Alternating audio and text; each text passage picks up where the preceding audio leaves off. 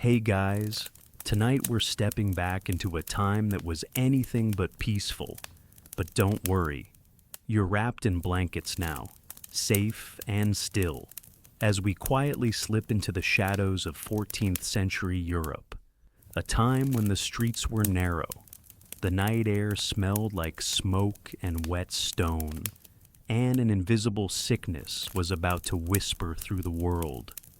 Tonight, we'll walk beside you as if you were truly there, dodging chamber pots tossed from windows, watching rats dart across cobblestones, and maybe, just maybe, surviving something most never did.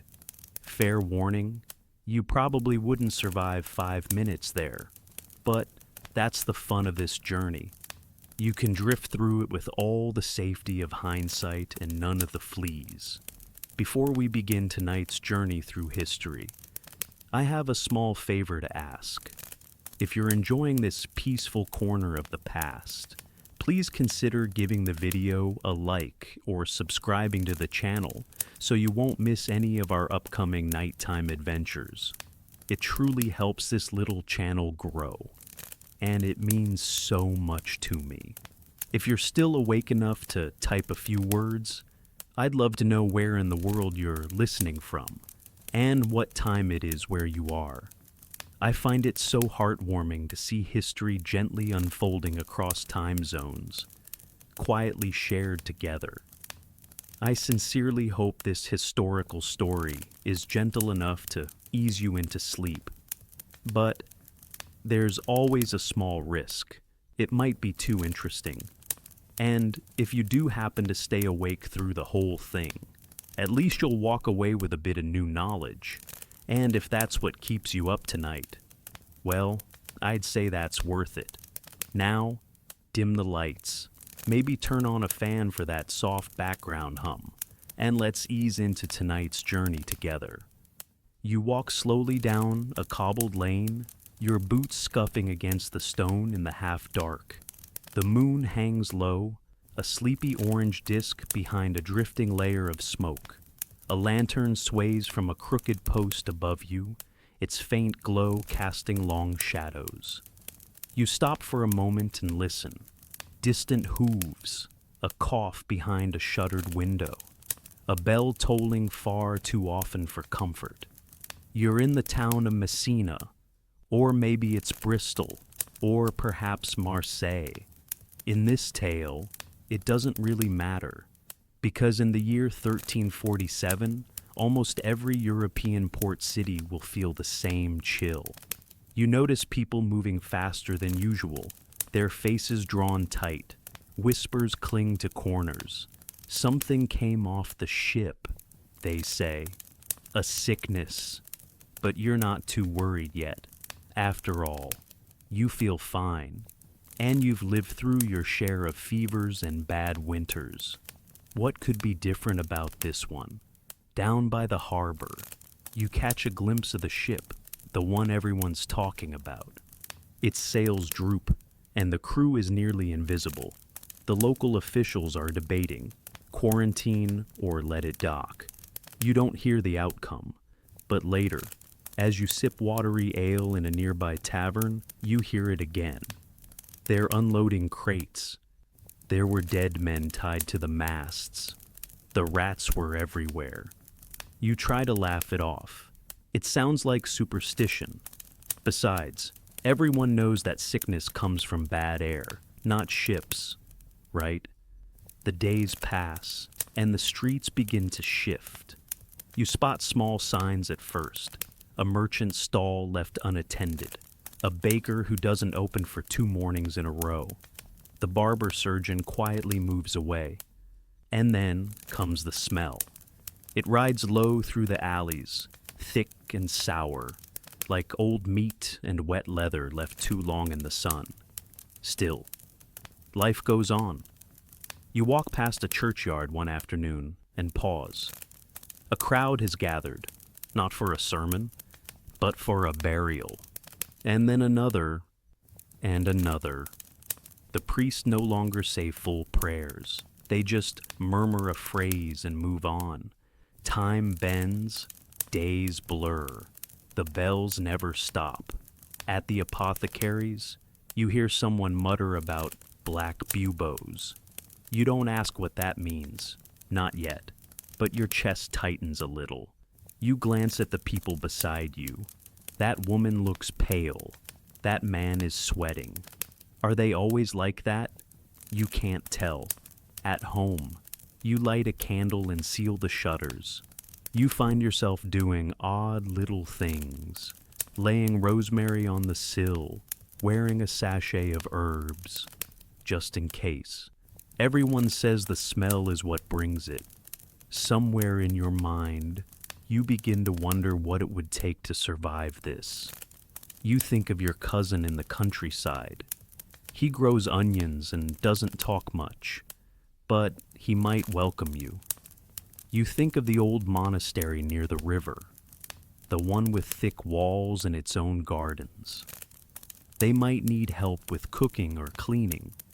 And still, each night, you walk past the lantern again, swinging gently above your street, casting its small pool of comfort in the darkness. You pause under it, like a ritual, a breath of calm before sleep. It's here, not in the grand palaces or city squares, but in these quiet, tense evenings that your story of survival begins. You haven't fled, not yet, but you're watching, listening, making plans, and for now, you're still healthy. That's more than most can say. The next morning arrives slow and gray, with mist clinging low to the gutters. You step outside cautiously, your scarf drawn a little higher around your mouth than usual.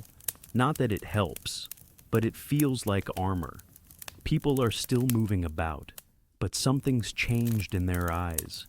They look elsewhere, at the corners of buildings, at the sky, at the space between each other. You pass by the baker's again, still closed. A scrap of parchment is tacked to the door, fluttering. You can't read all of it, but one word stands out: sickened. You pull your coat tighter. You wonder if this is how a storm starts, not with thunder, but with silence. Life, though, insists on going forward. At least for now. Your town isn't large, but it's lively. You remember it bustling just a few weeks ago. Cloth merchants shouting, children chasing pigs down alleys, fiddlers tuning up on corners just for the joy of it. There was laughter, the smell of yeast and fish oil and overripe apples. It used to annoy you. Now, you miss it. At the edge of the square, you see a familiar sight, a wedding procession of all things, but it's quiet. The bride's veil is pulled low, and no one tosses flowers. Instead of cheering, the guests walk quickly and keep distance. You wonder if it's for tradition or for fear. You duck into your usual place for a warm drink. The tavern feels different. The barkeep keeps a cloth over his nose and doesn't speak unless spoken to. The fire crackles with a strange urgency, and every time someone coughs, the room stiffens. Over in the corner, 3 men whisper. You catch words like kapha and plague ships and divine punishment. One of them crosses himself. You sip slowly and try not to think, but you do. You think about how no one saw this coming. Not really. There were omens. Maybe. A blood-red moon. A strange storm at sea. The way birds flew low in early autumn.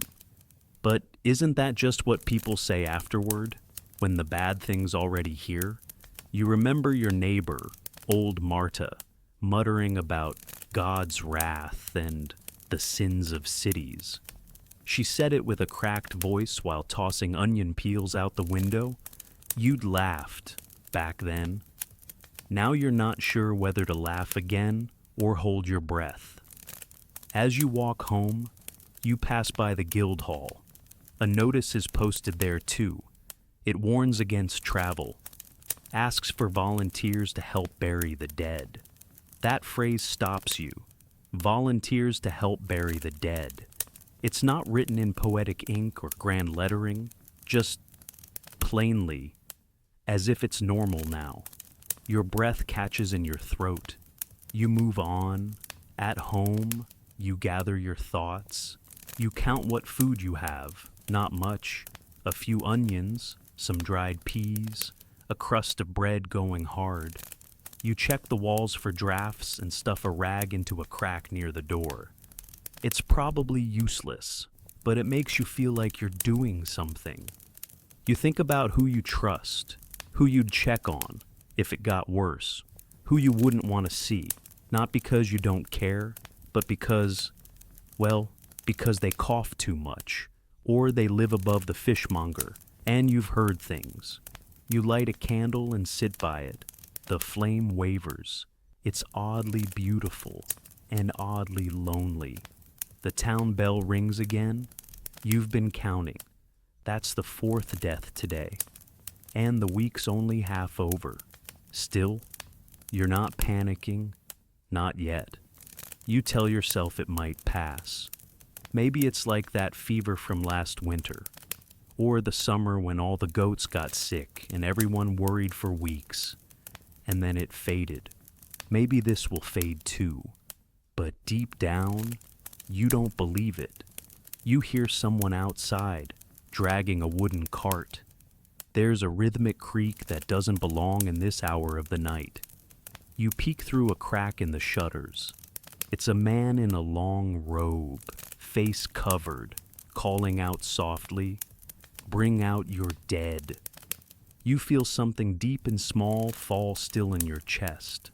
The next day, your friend Alain doesn't show up at the market. You wait. You check his usual place by the well. You ask a vendor if they've seen him. He's taken ill, they say, with a tone like they're reciting weather. 2 days now, you don't ask more. You don't go visit. You just walk. A dog barks at nothing. The fountain is still, and the feeling sets in. This isn't going to be a bad month. This is going to be a world turned upside down, and you're inside it. Later, you catch sight of something strange. A young woman lighting candles in the shape of a circle around her door. She's whispering prayers, but not to any saint you know. You see a priest watching her from across the street, but he doesn't stop her. People are doing whatever they think will keep them alive. Superstition, spells, staying silent. You go home. You wash your hands, not because you understand germs, but because it just feels right. You scrub them with vinegar and salt. You imagine it working. It probably doesn't, but still, you do it. You spend the evening writing a letter, just in case. You don't know who it's for. Maybe your cousin, maybe someone you'll never meet.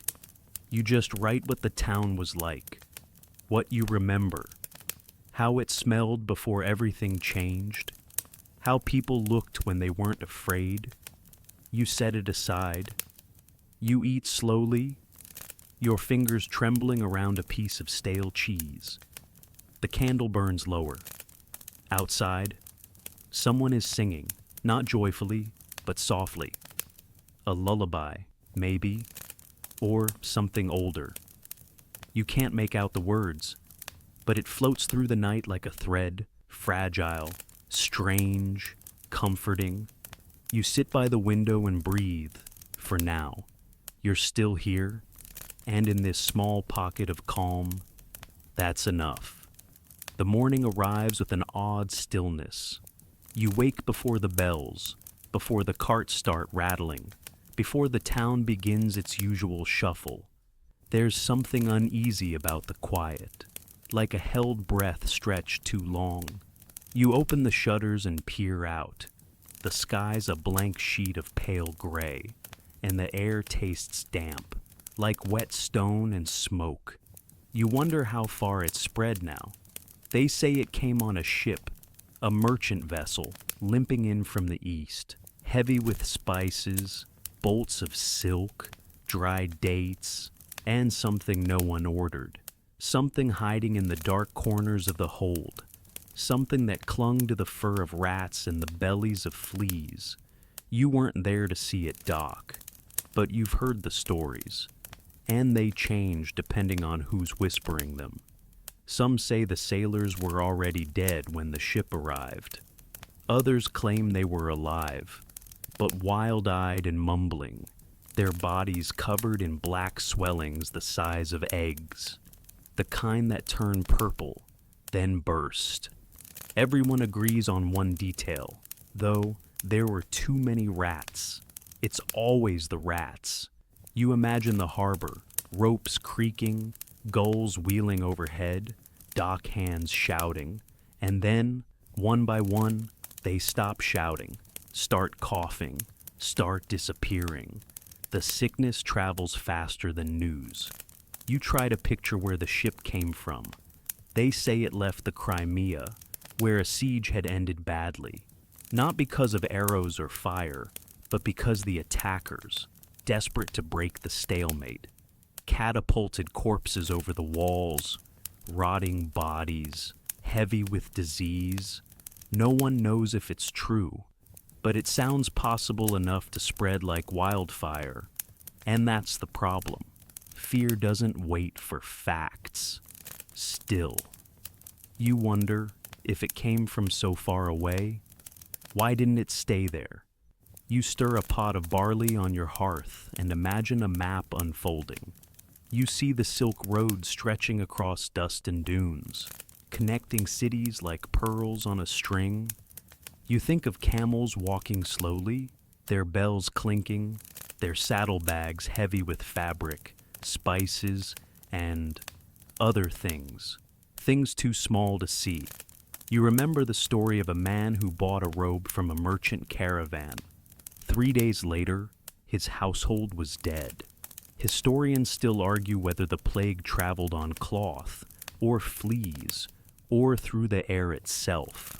Some say it was all of the above. Others claim divine punishment. No one can agree, and somehow, that makes it worse. You take a slow bite of your bread and stare at the fire. The more you think about it, the more impossible it seems.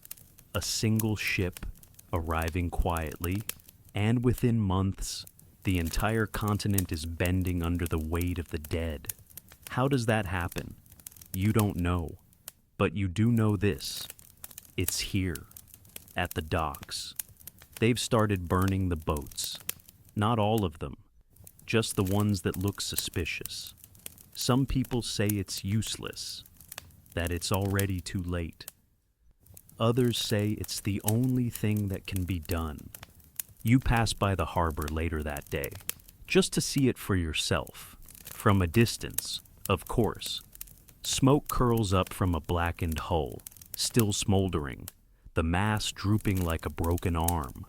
Men in ragged tunics stand guard, holding spears but keeping their faces turned away. No one speaks loudly near the docks anymore. You catch sight of a rat scuttling along a beam, its tail slick and pink. It pauses, sniffs, and disappears into the shadows. You step back. Everyone steps back. You overhear someone mutter that cats are the answer, that they should be released into the city to hunt the rats. But the priest down the road preaches that cats are unclean, that they're a sign of the devil, that they're witches in disguise. And just like that, a dozen cats vanish overnight. It's strange how easily fear turns inward. You walk home with your shoulders hunched and your mind spinning. What if it's in your home already? What if the flea jumped from your boots to your blanket? What if it came on a coin passed in the marketplace?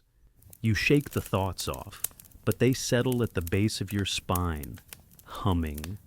That night, you dream of ships, not one, but dozens. Ghostly, creaking ships drifting in from the mist. their sails torn, their decks empty. You walk among them in the dream, barefoot on planks, listening, but there's no sound, just the soft, invisible brushing of something crawling beneath. When you wake, it's still dark. The candle is burned down to a nub, and there's a rat staring at you from the corner. It darts away before you move, but your heart thumps hard against your ribs. You sit up. You think about leaving, really leaving, packing what you can, finding a cart, heading for the hills or the woods or the smallest village you can find. But where would you go? You don't have land. You don't have servants. You have your hands, your shoes, and your breath. And you'd like to keep that last one. You decide to wait one more day. Just one. Outside, the early bells ring again. Someone else has died. The town priest speaks briefly at the square. He says the ship was a warning, that God is testing the faithful, that charity and piety are the answer. He looks tired. His robes are clean, but his hands shake. A child runs past him, chasing a feather on the wind. For a moment, things feel almost normal. And then someone coughs, and everything tilts again. You head home before sunset. You sprinkle ashes on your doorstep. You hang a pouch of dried lavender over your window. None of it will help, but all of it helps, somehow. That night, you sit in silence. You listen to the rats in the walls. You imagine the ship again, drifting closer, again and again, as if the sea keeps sending it back. Only this time, you're already on board. You lose track of days. The calendar has slipped from your wall, and no one bothers to correct it. Now, time is measured in coughs, and in how often the bells toll. You wake to them, sleep to them, hear them echo through your dreams. Each peal is slow, hollow, and final. You begin to notice when the bells ring for people you know. Today, it tolls 7 times before midday. That's 7 names you'll probably never hear again. You sit at the edge of your bed and listen. Your small room, which once felt cozy, now feels too quiet. You glance toward the hearth. The fire has gone out, but you don't relight it. The chill in the air seems gentler than the dread settling in your chest. Outside, you hear footsteps, not hurried, just steady, like someone used to carrying heavy things. You look out the shutter. A wooden cart trundles by, not the one from before. This one is larger, darker, drawn by a man and a boy with scarves tied over their faces. There's something wrapped in linen in the back, and it doesn't move. They don't knock. They don't call out. They just keep going. Wheels squeaking, the boy limping a little. No one makes eye contact anymore. You step outside later, just for air. It doesn't help much. The air is still heavy, and every breeze feels suspicious. A woman across the alley hangs laundry, but wears gloves and murmurs prayers. The fabric sags, damp and limp. Down the road, a group of people in black robes walk slowly. They carry a wooden cross and chant. Not in unison, their voices don't quite match, but it's enough to stir something low in your stomach. It feels ancient, like you're watching a ceremony older than your language. You see a familiar figure watching from a window, eyes red, mouth pressed flat. You raise a hand in greeting, but they just close the shutters. You return home and close your own. That's how it is now. A closing of shutters, a retreat inward. You try to focus. You tidy your table, as if neatness could block disease. You boil water for no reason except that it feels like the right thing to do. You pour a little vinegar in the corners of the room. You press a slice of lemon to your nose and breathe deeply. You've heard it helps, or at least smells cleaner than death. Your neighbor, Thomas, knocks mid-afternoon. That alone feels strange. No one knocks anymore. You open just a sliver. He looks pale. His cap is off. He asks if you've seen his sister. You haven't. He nods slowly, then leans against the wall. You offer water. He refuses. I heard her cough, he says. Last night, and now she's gone. You say nothing. What could you say? She left a note, he adds, said not to follow, and he doesn't. He stands a little longer, then walks away. You watch until he's a shadow at the corner. That night, you light every candle you have. The room glows gently, flickering like memory. You sit by the fire and whisper aloud to yourself. Not prayers, not exactly, just names, faces, a list of the people you hope are still alive.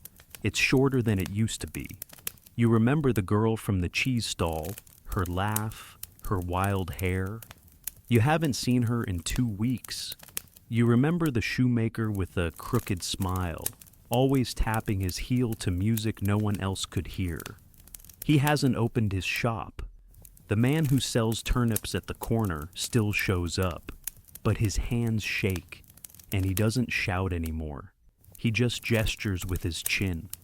There's a cough from the alley tonight, sharp and wet. You freeze. You count to 5. It comes again. Then a pause. Then silence. You hold your breath for too long. Later, you hear the bells again. Just once this time. A single, slow toll that seems to sink into the walls. You try to sleep, but sleep comes slowly.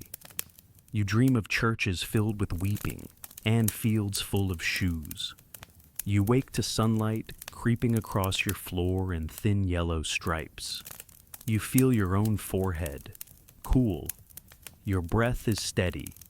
You whisper thanks to no one in particular. You boil more water.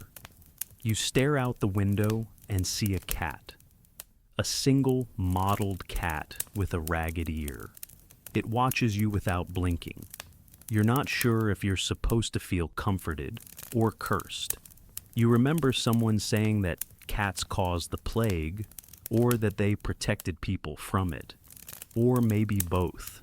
Historians still argue about that, whether the killing of cats made things worse, or whether it mattered at all.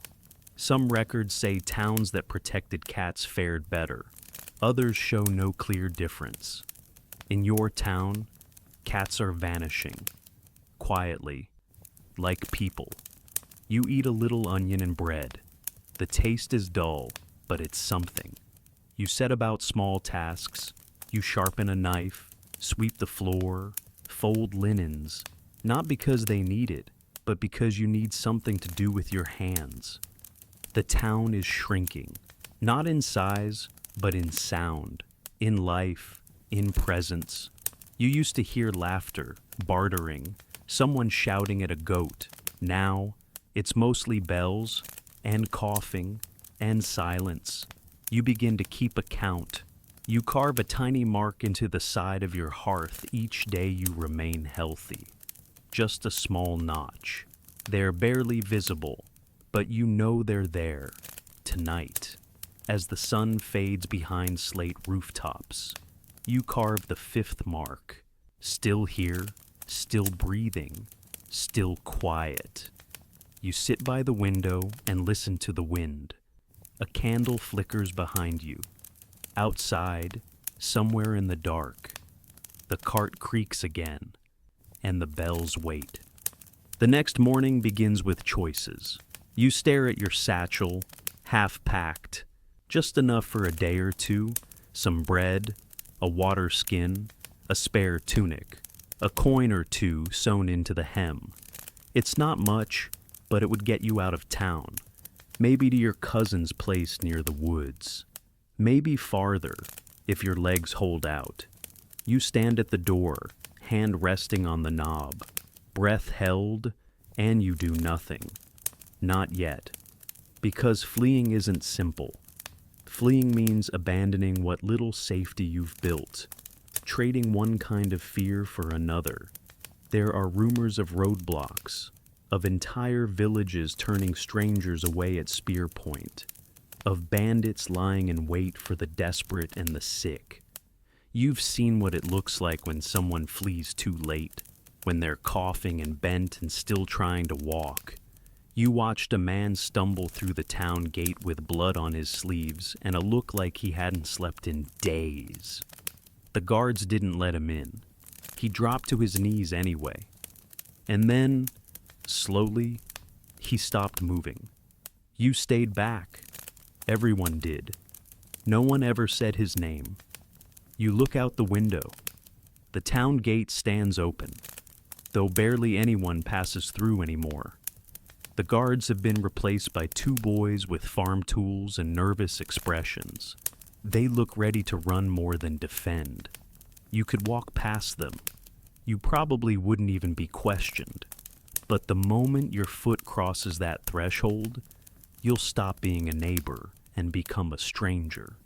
And strangers, these days, aren't welcome anywhere. Still, you wonder, what if your best chance lies out there, beyond the city walls, in a patch of woods or a shepherd's hut? What if survival means distance? You make tea from dried mint, just to keep your hands busy. It tastes bitter, but it warms your chest. You sip slowly, watching the steam curl and disappear. Midway through the cup, a sound breaks the silence. Wheels crunching stone. Another cart, but this one is different. It's pulled by two donkeys and loaded not with bodies, but with bundles, blankets, grain sacks, children, a family leaving. The mother clutches a wooden rosary, eyes locked forward.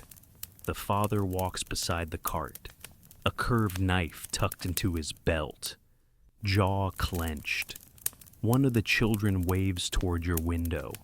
You raise a hand, hesitantly, and then they're gone, swallowed by the road's bend. You wonder if they'll make it. You set the cup down. Your fingers drum on the table. Could you even survive out there? You think about what you'd need. Clean water, food, shelter, a place where people won't chase you off with sticks. Maybe a village where the plague hasn't reached yet. They say such places exist. Quiet hamlets that close their gates early, untouched and suspicious of everyone. But how would you find one? You sigh and lean your head against the wooden frame of the window. A bird lands on the sill. Not a dove or a sparrow, a crow. It stares at you, blinking slowly. Then it caws once and flies away. You try not to read too much into it.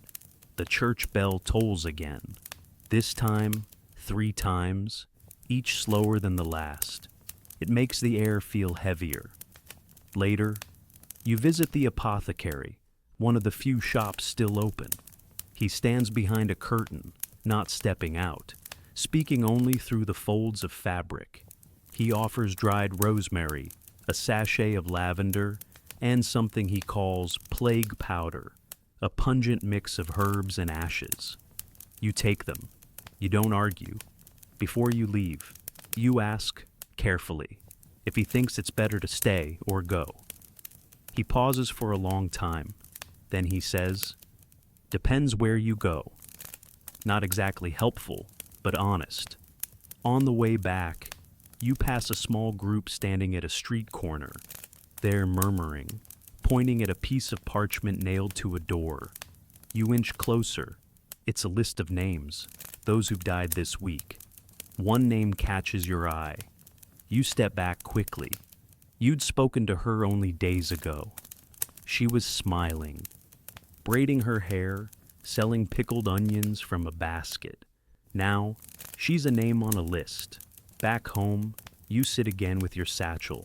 You open it, close it, reopen it, then leave it by the door. That night, you eat slowly and alone, just some broth, thin and salty. You add a sliver of dried mushroom for flavor, but it doesn't help. Everything tastes like wood lately. You light a candle and watch the flame flicker.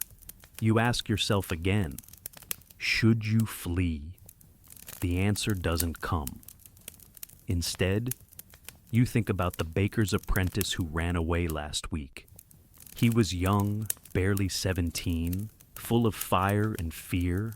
He took off before dawn, carrying only a crust of bread and his grandfather's walking stick. You haven't heard a thing since.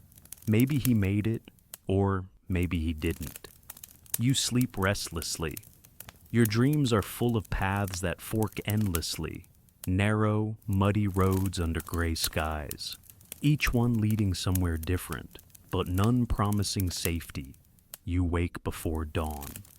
The air is cold, and the silence feels hollow. You light another candle. You don't leave, not yet. Instead, you hang rosemary from the lintel. You sweep your doorstep. You whisper a name and press your palm to the door. Maybe tomorrow, maybe not, but for now, you stay.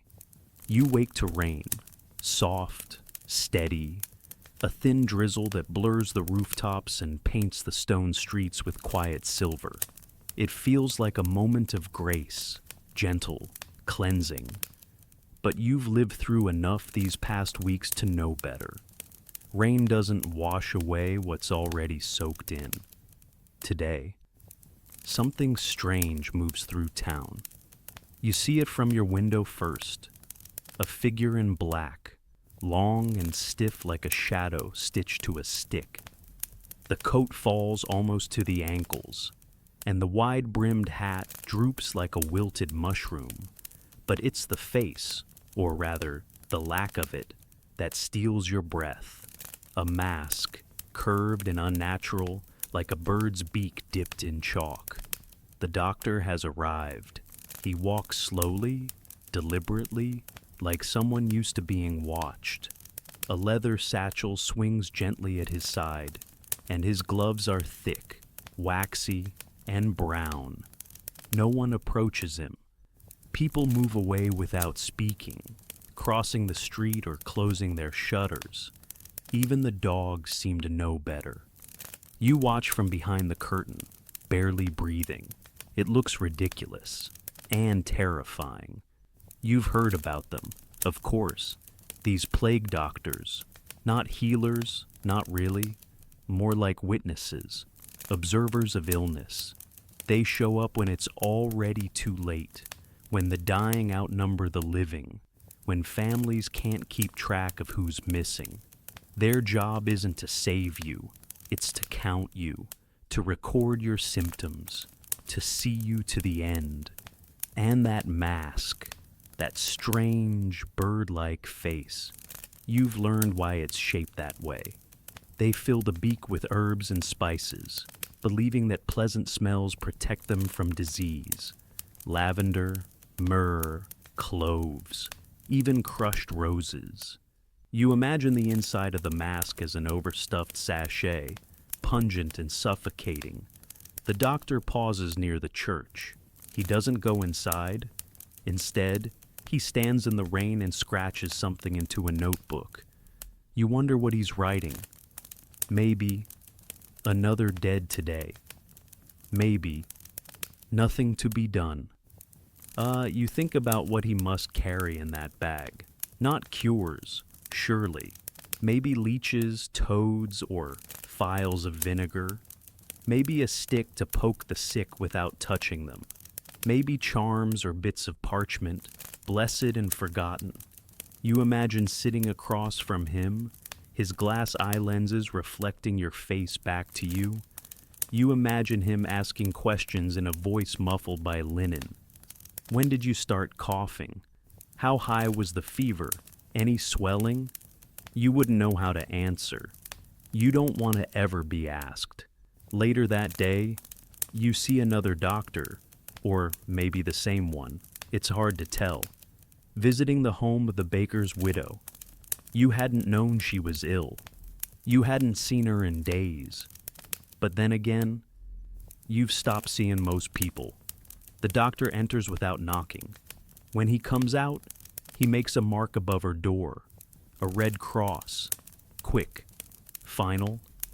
Then he walks away, coat glistening with rain, mask pointed forward like an arrow. You think that's how they'll know not to enter, that it's no longer a house, but a warning. You see more marks over the next few days, some faded and streaked with rain, others fresh and bright. You count them without meaning to.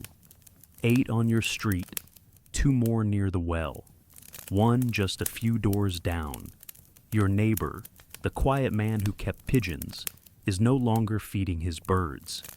You pass his yard once. It's eerily still.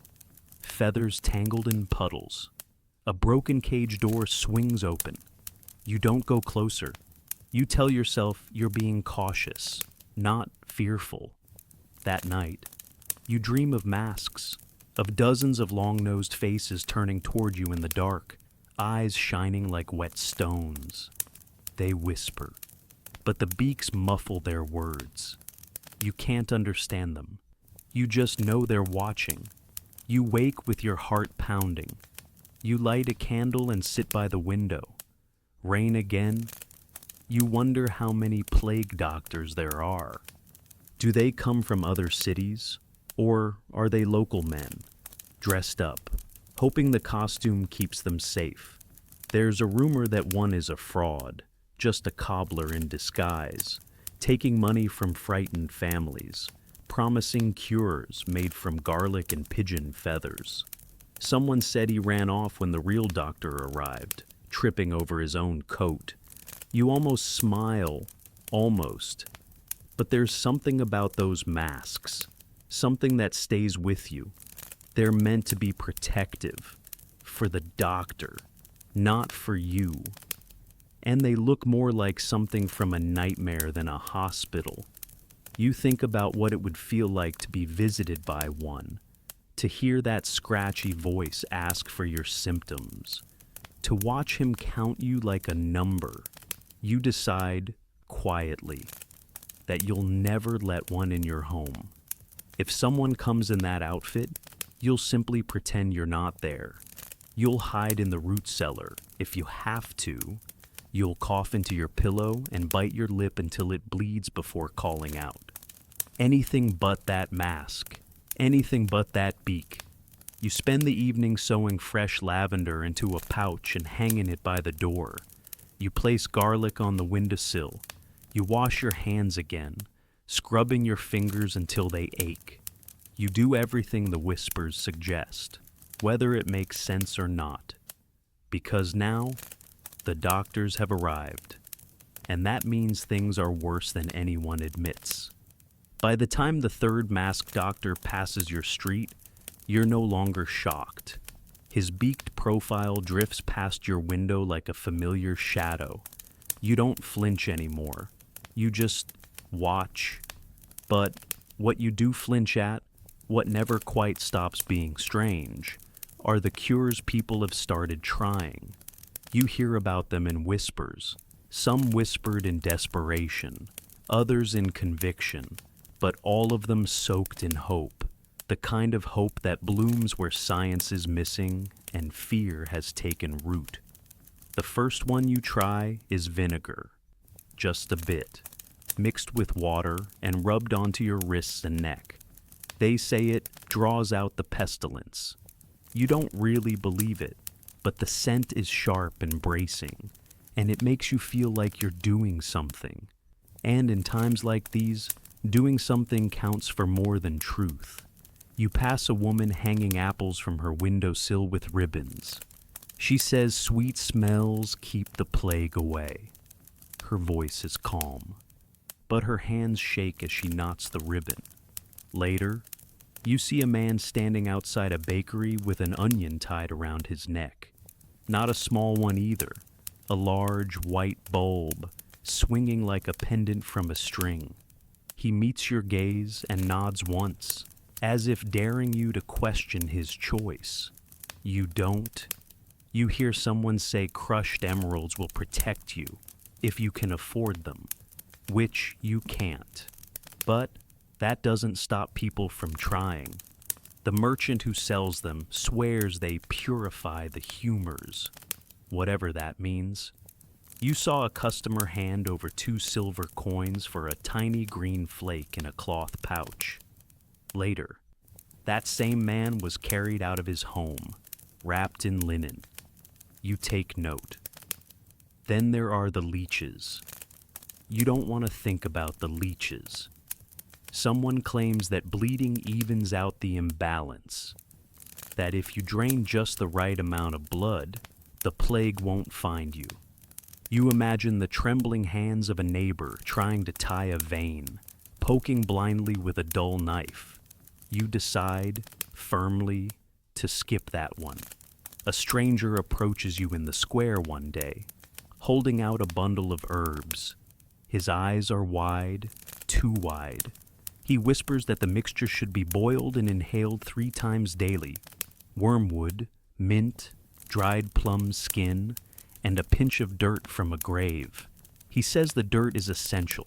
You step back, politely, and walk away. Others go further. They swallow coins soaked in wine. They burn old shoes for the smoke. You pass a man waving a censer filled with burning feathers, muttering that it's a charm passed down from his grandmother. You even hear of someone sleeping with a live toad tied to his stomach. You're not sure what's worse, the logic or the logistics. And yet, every now and then, you pause. You ask yourself, what if one of these things does work? Because some people do survive. Some homes remain untouched, even as red crosses bloom all around them. Is it luck, divine mercy, or did someone stumble onto the right trick without even knowing it?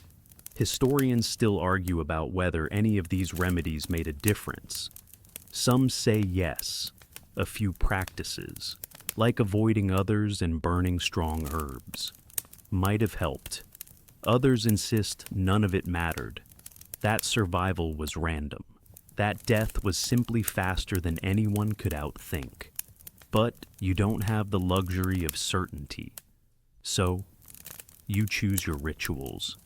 You boil rosemary in a pot and let the steam fill the room. You chew on cloves when your throat feels scratchy. You crush lavender into your sheets. You avoid the leeches, the emeralds, and, most definitely, the toads. One morning, you find a folded paper slipped under your door. It has no name, just a list scribbled in tight handwriting. Charcoal rubbed on soles, onion poultice for the chest, sleep with head to the east, avoid dreaming of dogs. You read it twice. Avoid dreaming of dogs. You burn the note in the hearth, but you still wake the next morning facing east, and you find yourself watching for dogs in your dreams. Superstition clings to your thoughts like morning fog. At the well, 2 women are arguing. One insists that only those with sin in their hearts fall ill. The other says it's the stars that decide. They both carry satchels of dried sage. You nod politely and leave quickly. That night, you overhear your neighbor chanting something rhythmic and unfamiliar. You don't recognize the language. Later, you hear a goat bleating, then silence. You don't ask questions. Everyone is trying something, anything. In the absence of understanding, belief becomes medicine. You keep your own practices quiet. You don't hang apples or smear your door with mud, but you do fold sprigs of thyme into your sleeves. You do avoid cold bread. You do light your candle in 3s, just in case numbers matter. And when you cough, only once, just a tickle, You freeze. Then you chew a clove, sprinkle salt under your tongue, and whisper to yourself, just dust. You tell yourself again and again, it's just dust. You sleep with garlic under your pillow that night. It smells awful, but you sleep anyway. And in the morning, you wake up still breathing. And that, for now, is enough. You stop washing. Not because you want to, not really, but because everyone around you says it's safer this way. The bathhouse, once a lively, steamy corner of your town, is closed now. Its doors are nailed shut. A sign hangs across them with a warning written in red ink. Do not open. Pestilence lingers in the steam. You stare at it the first time you pass, almost laughing, but no one's laughing anymore, just nodding, whispering, avoiding the scent of soap. They say water opens the pores, and that the plague seeps in through the skin. That cleanliness, once a virtue, now makes you vulnerable. A body scrubbed raw is a body exposed. So you learn to live with the grime. You dab your wrists with vinegar. You pat down with cloth. But the long soaks, the soothing heat, those are gone. You scratch at your scalp some mornings and wonder if you're safer this way, or just filthier in a slower, more miserable fashion. But it's not just the bathing that's changed. The cats are gone too. And that, somehow, feels worse. You hadn't realized how many there were, slinking through alleyways, curling on windowsills, blinking lazily from rooftops. They were background creatures, unbothered and mysterious. Sometimes friendly, often not, but always there. Now, they're vanishing. You'd heard the rumors early on that cats were servants of the devil, messengers of sickness, creatures too clean, too aloof. One preacher shouted it from the town square. The devil hides in their eyes. And suddenly, people started listening. There were stories, cats being driven off, drowned, even stoned in the streets. You didn't believe it at first. Then you passed a courtyard where children used to feed a black cat from their lunch scraps. The stones were quiet. The bowl was empty. No sign of the cat. Just silence. It seemed strange. Weren't the cats hunting the rats? And weren't the rats part of this horror? You asked someone once, quietly, behind the cover of shared bread. They shrugged. They say the rats carry it, yes, but they also say rats are part of God's punishment. So maybe cats protect us from the devil, or maybe they help him. Depends who you ask. And that's the problem. There are too many answers now, too many new truths, too many rules that shift like fog. Historians still argue whether the destruction of cats made the plague worse, whether their absence let the rat population bloom unchecked, whether people, in trying to chase off evil, unknowingly invited more of it in. You have no way of knowing. You just know the silence feels heavier without their soft footsteps. You see one, a thin gray cat, dart between two buildings one morning, and your heart catches. You almost call out, but you stop yourself. Calling attention to a cat might not be safe anymore. So, you let it go. You begin to notice how people change their habits. No more pets, no more washing. Even haircuts are rare now. Everyone looks a little more hollow, shaggier, dull-eyed, less like townsfolk and more like survivors of something unspoken. There's a man who used to walk his little dog every morning. He's still walking, but now alone. The leash hangs loose in his hand. You pass him in silence. He nods once, you nod back, and in that brief glance, you both know what's missing. You avoid open water. You pour your drinking supply through layers of cloth. You boil what you can. Some say even steam is dangerous. You hear a woman warning her son not to sing in the bath. That joyful sounds invite spirits. He hasn't bathed since. You haven't either. There's a market stall selling powders now. Chalky, fragrant mixtures to rub onto your skin instead of washing. They're expensive and don't last. You buy a pouch anyway, just enough to dust your hands, to feel something like control. At night, you light a candle and stare at the grime under your nails. You think of warm water, of soap, of the scent of rosemary and lye. And for a moment, you almost cry. But tears feel wasteful now. So you stop. Instead, you scratch the back of your neck and wonder how something so simple, like a bath or a purring cat, could become a danger. You start to notice how the town smells different. Less like food or firewood, more like mildew, sweat, and worry. You pass people in the street and no one greets you anymore. They give each other a wide berth, crossing to avoid even eye contact.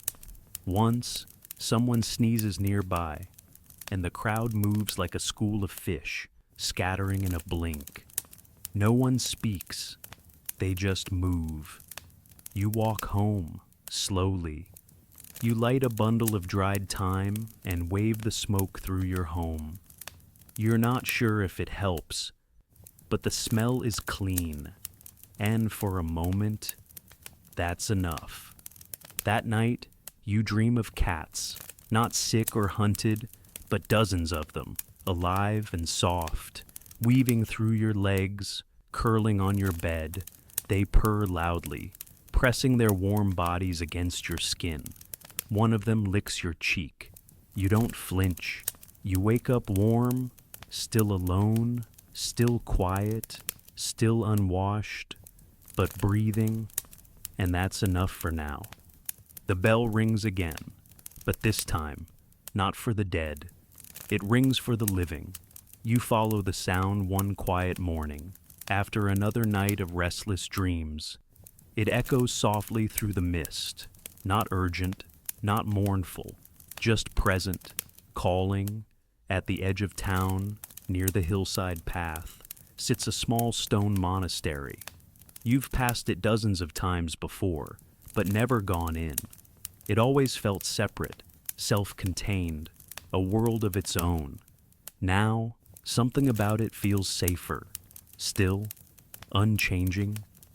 You walk there slowly, wrapped in your scarf, clutching a dried sprig of thyme in one hand, more out of habit than hope. The monks welcome you with a nod. No words, just soft eyes and open gates. You hesitate on the threshold, half expecting to be turned away. But they simply gesture you in, as though this was always where you were meant to arrive.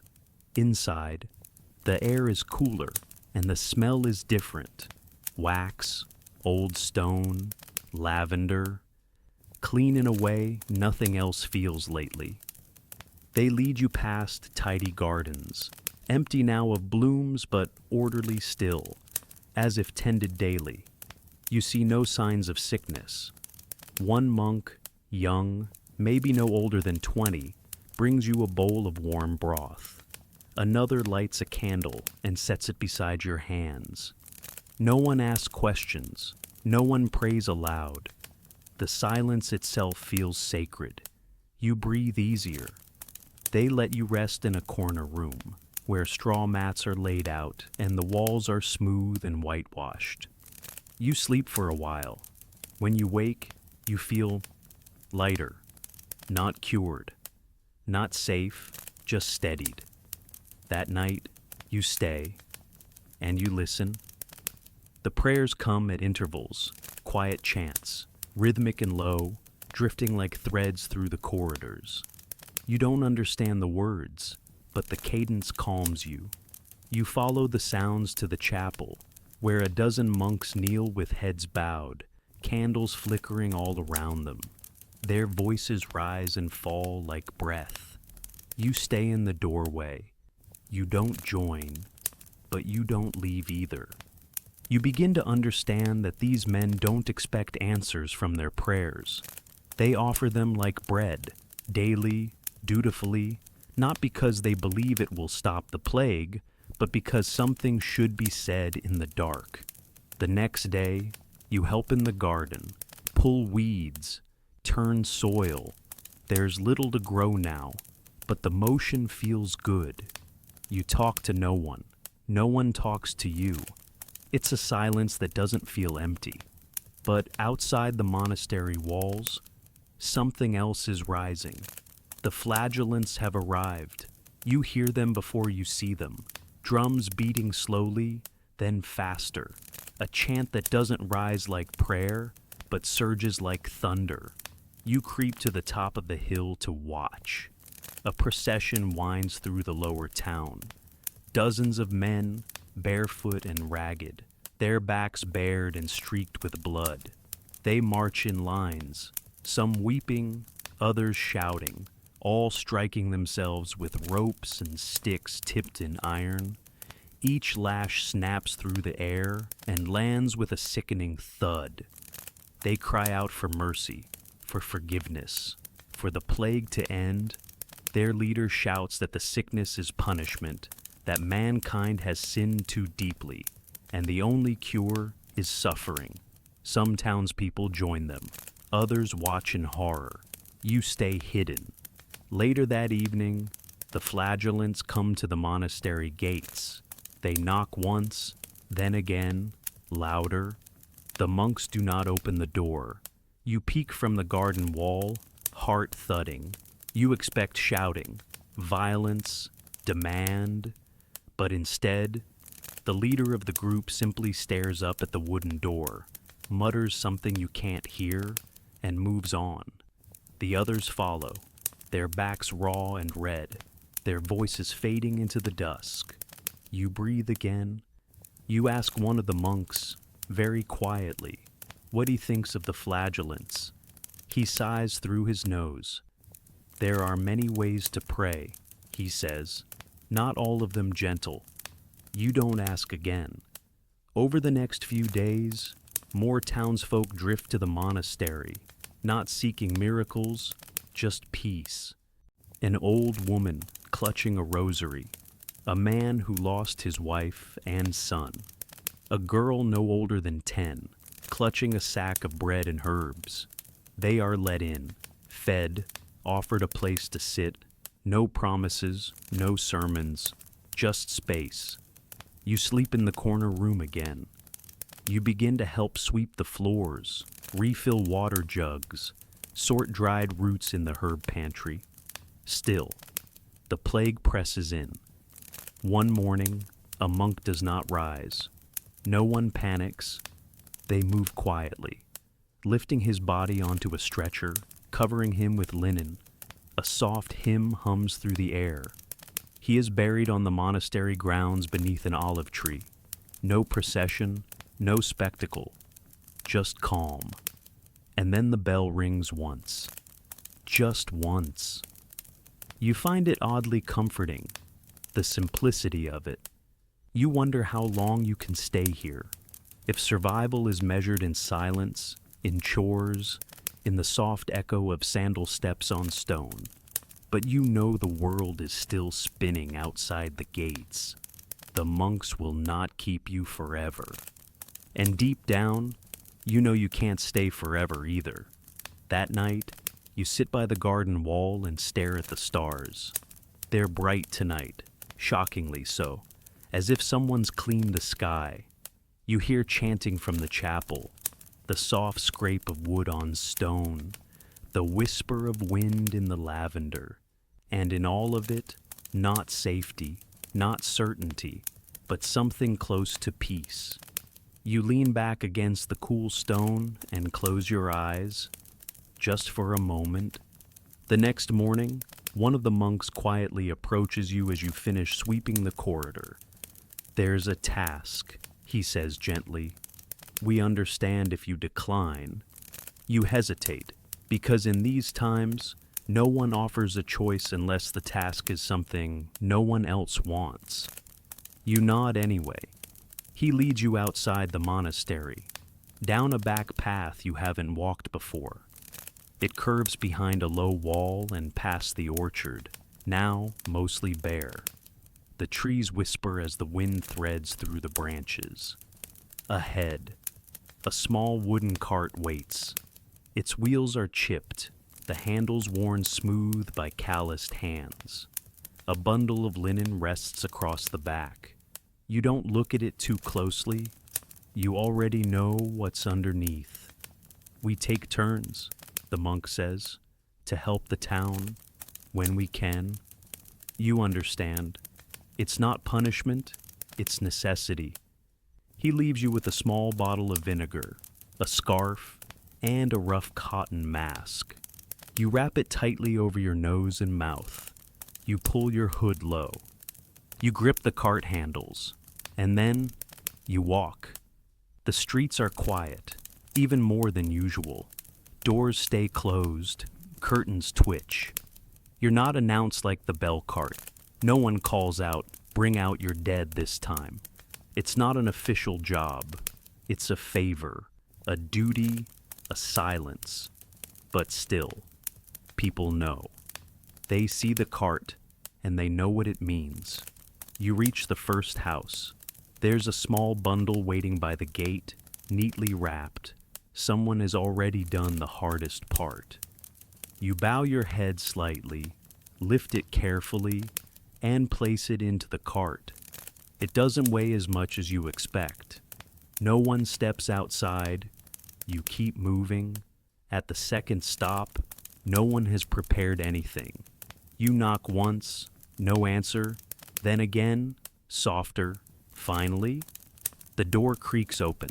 A girl, maybe 12, stands in the shadows. She doesn't speak, she just points. You step inside. The smell hits first, not of rot, but of sickness, still lingering. A shallow breath, the kind of scent that sticks to your throat.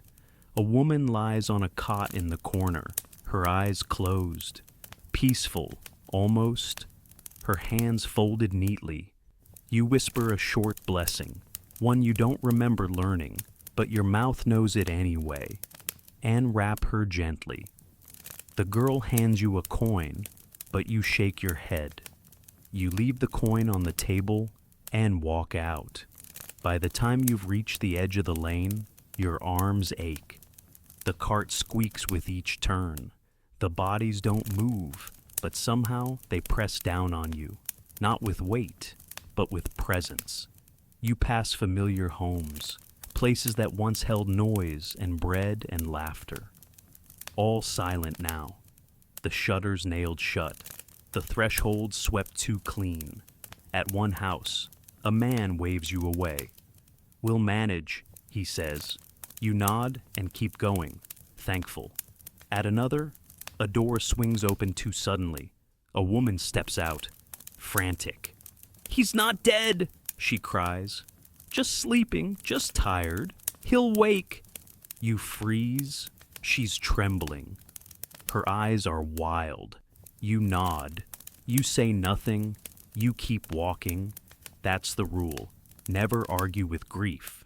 Later, as you reach the bottom of the hill near the monastery, someone joins you, a young man with a shovel slung over his shoulder. He doesn't speak, just takes one end of the cart and helps lift it over a muddy patch. You're grateful for the silence. Together, you bring the cart around to the side field, where small crosses stand like teeth in the earth.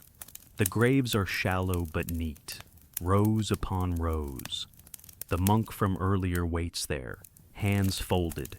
You help lower the bodies, each one carefully, not rushed. They deserve that much.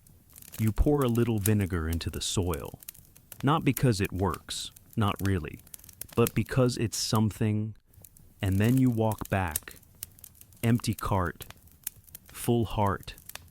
At the monastery gate, the The monk offers you water and a clean cloth. You wipe your hands, your face. You sit by the garden wall and breathe. You didn't cry. Not yet. But as the sun slips low, turning the sky the color of old parchment, something loosens inside you. Not grief, not exactly, just tiredness. A bone-deep tiredness that has no name. You think about what it means to carry the dead, to touch what others will not, to feel the weight of absence. You never wanted this job, but for one day, you did it, and someone had to. That night, the chapel feels different. The candles are brighter, the hymns softer. You kneel in the back, not praying exactly, just resting. And for a while, that's enough. You dream of hands, not cold or grasping, but warm, familiar. Hands that pass things gently, that touch with care. When you wake, the smell of bread baking drifts through the stone corridor. You sit up slowly. The cart has already been scrubbed clean, and the bell rings just once. You don't stay at the monastery forever. No one really does. The monks are kind, but space is tight, and the town beyond the walls still murmurs, still moves. The world hasn't stopped, just slowed, hardened, like wax cooled in its mold. And so, with a loaf of bread tucked into your satchel and a whispered blessing pressed into your palm, you walk. The sky that day is pale blue, cloudless, clean. It almost feels wrong, too bright for such a dim time. The wind stirs the grass at your feet, and for the first time in weeks, you smell something like spring. You're not heading toward a city. No one does anymore. Cities are graves now, dressed up in stone. You walk toward the hills, toward the empty roads and the hush of trees. You've heard rumors, whispered between bites of soup at the monastery, of villages that shut their gates early, before the plague took root. Places where people posted watches at crossroads, turned away travelers, and kept their children inside from the first toll of distant bells. Places that might still be untouched. You don't know if it's true, but your legs keep moving. Each footstep along the dirt road feels like a small wager that this next rise, this next bend, might bring safety, or at least fewer graves. You pass old waymarkers, worn flat by rain, a shrine to a saint whose name you can't quite remember, a broken fence where goats used to graze. Every sign of life looks abandoned now, but not destroyed, just waiting. Then, late in the day, you see smoke, not thick or choking, just a gentle ribbon rising above a hill. You follow it, heart thudding, and there it is, a village, small, walled, nothing like the towns you've known. No cobbled squares, no churches with towering spires, just a cluster of stone houses behind a rough timber gate. There's a cart path leading up, worn with use but carefully swept. You approach slowly, hands visible, scarf pulled low to show your face. You say nothing. You don't need to. A figure appears behind the gate, a woman, wrapped in wool, holding a staff. She watches you without blinking. Others join her, a boy no older than 10 with a slingshot in one hand, an old man leaning on a cane, a girl holding a lantern. They do not wave, they do not smile, they wait. You stop a good distance away and raise your hands. "I'm healthy," you say softly. "I've walked far. I mean, no harm." The wind carries your words. The gate doesn't move. "We've had no sickness," the old man calls. His voice is hoarse but clear. "Not one." You nod. "I'm not asking to come in. Only, is there a place nearby I might sleep? A barn, a shed, even under a tree? They speak quietly among themselves. Then the woman gestures to the edge of the field. There's a shelter past the stream, she says, for animals. You may use it. You bow, hands still raised. Thank you. And don't come closer, she adds. We'll bring food, water. You nod again. This is as close to welcome as you'll get, and you understand why. You follow the stream, heart steady, and find the shelter. It's small, just 4 posts and a slanted roof of thatch, but clean and dry. There's a trough for water, and piles of old hay that smell faintly of summer. You sit, then lie back, and for the first time in weeks, you feel something like safety. That evening, they keep their word. A girl comes to the edge of the field with a basket. She places it on a flat rock and walks away without speaking. Inside, a wedge of cheese, a heel of bread, a boiled egg, and a flask of water. You eat slowly, savoring every bite. Later, you light a small candle and watch moths flutter in the dusk. The stars begin to show, scattered pinpricks in a sky that feels farther away than usual. You fall asleep to the sound of crickets and the creak of trees swaying in the night wind. The next morning, another basket arrives.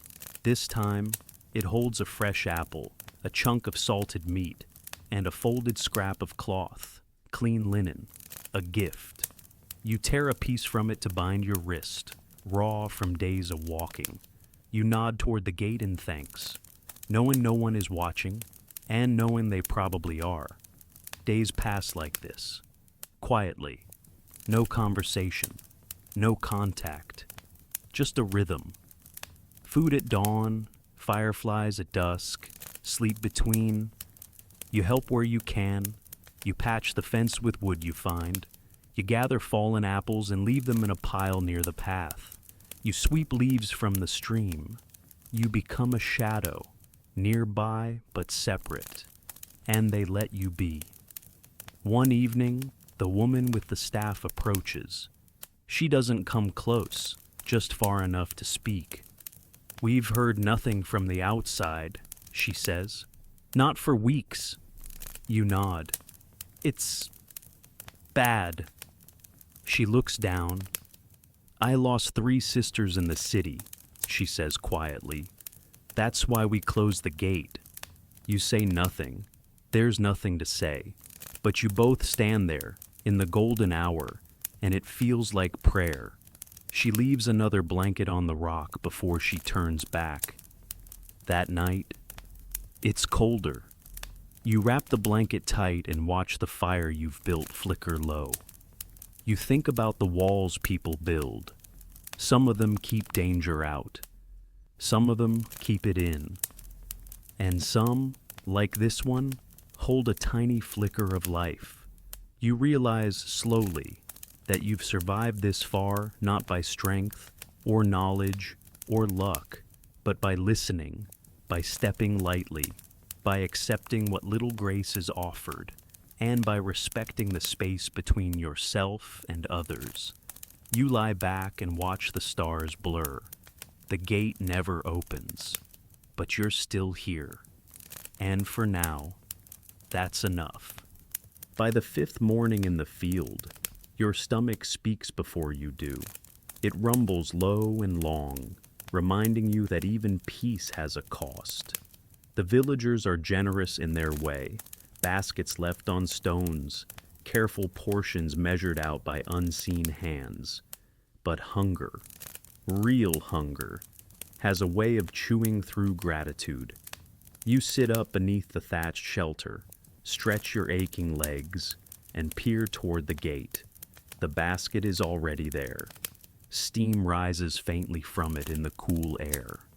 You approach slowly, careful not to cross the invisible line they've drawn. Inside, a small bowl of something thick and brownish gray. A rough chunk of bread, cracked at the edges, a single sprig of something green on top, more garnish than flavor. You carry it back and eat with your fingers, dipping the bread into the mush. It's warm, at least, filling, barely, but the taste is forgettable, like boiled socks and dirt. If you're being honest, you whisper a thanks anyway, because it's food. And because being ungrateful feels like tempting fate, you don't ask what's in it. Not that you could ask, but you start to wonder, more and more, what people are actually eating now. Before all this, meals were something to look forward to. Bread fresh from the oven, soft cheese from the market, fish spiced with rosemary and lemon. Not every day, but enough to know what pleasure tasted like. Now, food is survival. You think back to the monastery, barley broth, thin and smoky, always a little too hot. At least it was honest. They never promised flavor, just warmth. In town, people used to say garlic would keep the plague away. Everyone added it to everything, raw, roasted, rubbed into walls, even tucked into shoes. You met a man who carried a necklace of garlic cloves like it was a holy relic. He claimed he hadn't coughed once. You wonder if he's still alive. You've heard tales, strange, desperate things. A woman in the city boiling leather shoes for soup. Children chewing candle wax to feel like they'd eaten. A tavern owner turning spoiled wine into vinegar and charging a silver coin per spoonful, swearing it cured fevers. And then there's the onion theory. Some people say if you leave a raw onion in each room of your house, it'll absorb the plague. You tried it once. The smell made you weep more than the news from your neighbors. But after a while, you forgot the onions were even there, until they turned black and mushy and had to be tossed into the fire. Still, you wouldn't be surprised to find one in today's stew. You spend the afternoon gathering fallen apples again. Most are bruised, worm-bitten, or too soft to eat. But you collect them anyway. The ones that aren't entirely ruined, you bite into cautiously. The rest, you pile neatly at the edge of the field, your small way of saying thanks. Sometimes, you think food might be the truest currency left. Not silver, not gold, but onions, flour, salt. You'd trade a coin for a boiled egg without hesitation. You remember hearing once, maybe from a traveling friar, that in parts of the East, people cooked rice with ashes when grain ran low, just to trick the stomach into thinking it was full. You think you understand that now. That night, the basket holds something different. A small pot of herbal broth and a tiny wheel of soft cheese, wrapped in linen.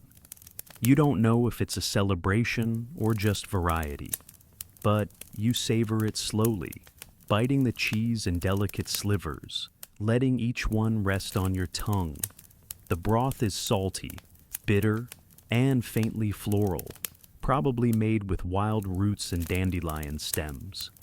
You drink it down to the last drop, and still, you're hungry. Not in a sharp way, just a quiet, hollow way. The kind that curls in your ribs and waits. You fall asleep with the taste of herbs still lingering in your mouth. You dream of roasted apples and spiced honey cakes. You wake to rain tapping on the shelter roof. The next day, the basket is lighter, just bread and dried beans, hard as pebbles. You soak them in water, then chew slowly, letting your teeth do most of the work. You miss the softness of butter, the surprise of sweetness. You begin to wonder how long the villagers can keep feeding you. How long before their stores run low, before the field grows too quiet and the baskets stop coming. You think about asking, but you don't, because silence is part of the agreement. and because if they knew how truly hungry you were, they might not leave anything at all. That evening, you find mushrooms near the stream, small, brown, clustered in the shade. You stare at them for a long time. You don't touch them. You've heard too many stories of people desperate for food who ate the wrong thing and died choking, their mouths foaming, eyes wide with regret. Still, you stare at the mushrooms every day after that, just in case. One morning, a new item appears in the basket, an unfamiliar root wrapped in cloth. You cut into it, white inside, crisp like a turnip, bitter, almost peppery. You eat half, save the rest for later, and as you sit beneath your thatched roof, chewing slowly, you begin to understand that meals now aren't about taste. They're about memory, about motion, about not giving up. Food is what keeps your hands moving, your body upright, your mind just sharp enough to notice the sunlight on the grass. You don't eat for joy. You eat to stay real, to keep breathing, to see another basket tomorrow. You don't hear the bell that morning, not once. The birds still sing faintly, and the wind carries the soft creak of a shutter somewhere in the village. But the air feels heavier, not in a stormy way, just still, like something's waiting. When you approach the basket on the flat stone, there's less inside than usual. Only a bit of cold porridge and a dry heel of bread. You nod to no one in particular, take it, and return to your shelter. You eat without thinking. Afterward, you wander to the edge of the path, where the stream curves toward the lower fields. You keep your distance, always, but curiosity has started to take root in your bones. Not nosiness, not exactly, just the quiet, persistent need to understand the world you've been surviving in. From here, you can see the village clearly, not the people, they stay hidden, but the outlines of their lives, the chicken coops, the wood piles, the smoke from narrow chimneys, the garden plots, neat and weeded. And the homes, square, low, weathered by years. That's when you see it. One house, near the southern wall, marked with a red cross. It's fresh, bold, painted in a single sweep across the wooden door. You freeze. It's not the first one you've seen in your life, but it's the first in this village, and that makes it different. You don't move for a long time. The house is quiet. No one comes or goes. A shutter swings in the wind. Eventually, you sit in the grass, not watching, just being near. You stare at the trees, count clouds.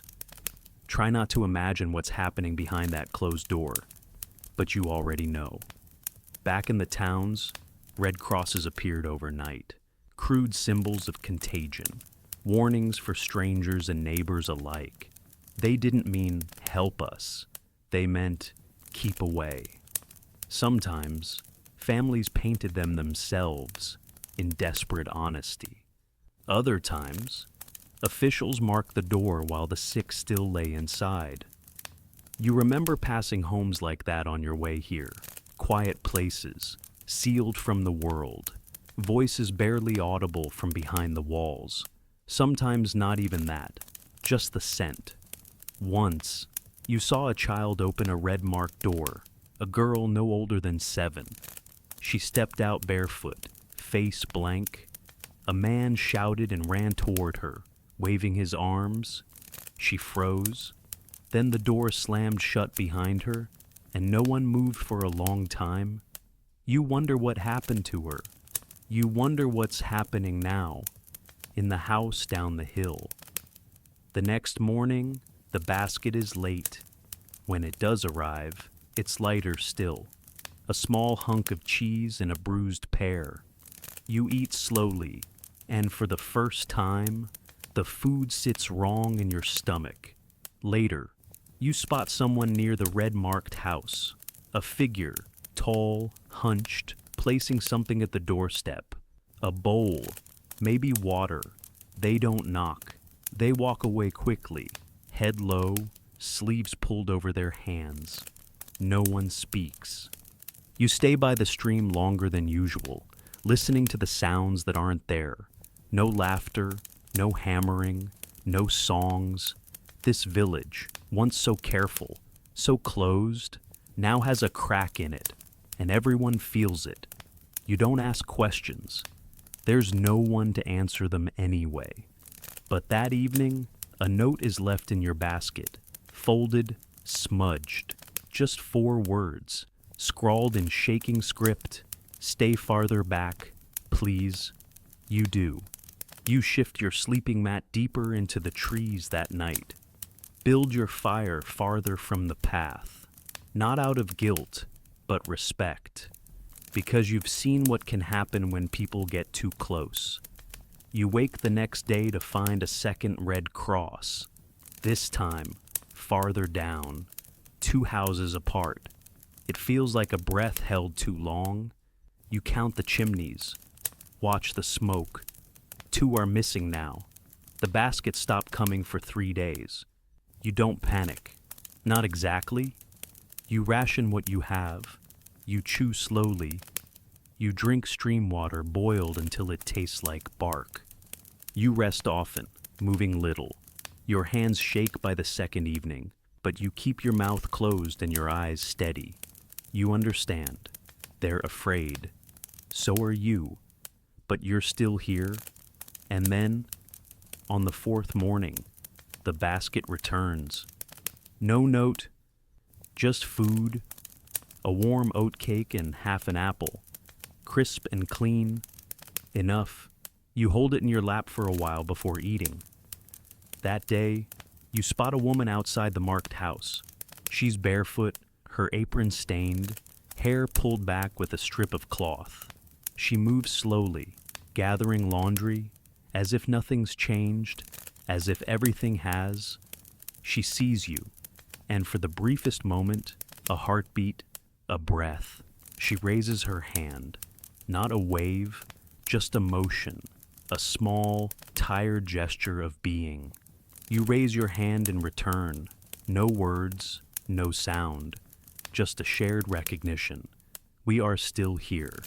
That night, you lie under the stars and think of all the doors marked with red. How many of them were painted too early? How many too late? How many by trembling hands, or none at all? You think about the quiet behind those doors, and the love that must live there, even now, even with everything. You fall asleep with your arms wrapped around your chest, as if holding something precious. You dream of unpainted doors, of laughter through windows, of hands that open instead of close. The red crosses don't multiply after that. They stay. 2 doors, 2 symbols, 2 stories you'll never know completely. The village quiets in a new way, not from fear this time, but something else. Acceptance, maybe, or exhaustion. A silence that doesn't flinch, just holds its breath and waits. You go back to the stream each day, sit on your stone, watch the wind slide through the trees.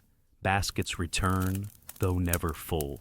A handful of peas, half a turnip, 1 egg nestled in cloth. You ration, you stretch, you endure. And you wonder, as you often do now, how this will all be remembered. What people will say about it, years from now, centuries. You imagine a dusty scroll or a bound book, ink faded at the edges, a scholar in a distant place, adjusting their glasses, whispering dates like spells, at 1347, at 1348, at 1349, listing towns that vanished, monasteries that stood, cities that locked their gates too late. You imagine them asking, how did it spread? Some will say it came through fleas on rats, spilling from trade ships like an invisible tide. Others will argue for the air, corrupted, thick, poisoned by stars or sins. Some will point to the war-ravaged lands, to famine, to weakened bodies and broken faith, a perfect storm. And others will still insist on punishment, divine justice, a cleansing. Even now, historians argue, not just about what caused the Black Death, but what it meant, what it did to us, beyond the bodies. Was it a turning point, or just a terrible chapter in a longer, crueler story? You don't have those answers. You're not a scholar, you're a survivor. And surviving rarely gives you time to understand. It just gives you time to keep going. Still, you do wonder. You remember stories told at the monastery, of regions that never recovered, villages swallowed whole, of nobles who vanished, priests who fled, children who grew up in silence because no one else remained, of land once farmed, left to weeds, of fields where poppies bloom because the plow never returned. You've heard that in some places. The dead outnumbered the living 20-1. That graveyards filled so fast. People were buried in layers, like loaves in an oven. That churches ran out of candles. That names disappeared entirely, lost in the smoke. You think of your own name sometimes, whether it's still spoken anywhere. You haven't heard it in weeks, maybe longer, and yet something stirs inside you, a thought you can't push away. What if all of this, the pain, the hunger, the fear, doesn't end with despair? What if something new grows from it? Some say the plague broke the old world, that feudal lords lost their grip when there were no more peasants left to serve them, that survivors asked for more, demanded better wages, left their fields behind and found freedom in new cities. That power shifted, not overnight, but gradually, like dawn crawling over frost. Others say it deepened the old wounds, that the powerful doubled down, that fear bred cruelty, that whole communities were blamed, scapegoated, burned not by disease but by rage. You remember hearing about towns that turned on their own, people accused of sorcery, of poison, of bringing death by glance or breath. Truth, you've learned, often lives in the middle, and the middle is messy. You watch a crow land on the fence post nearby. It tilts its head toward you, unafraid. The birds have never changed. They go on, pecking, gliding, vanishing into trees. They don't write history. They just live it. You start carving a small mark into the wood near your shelter.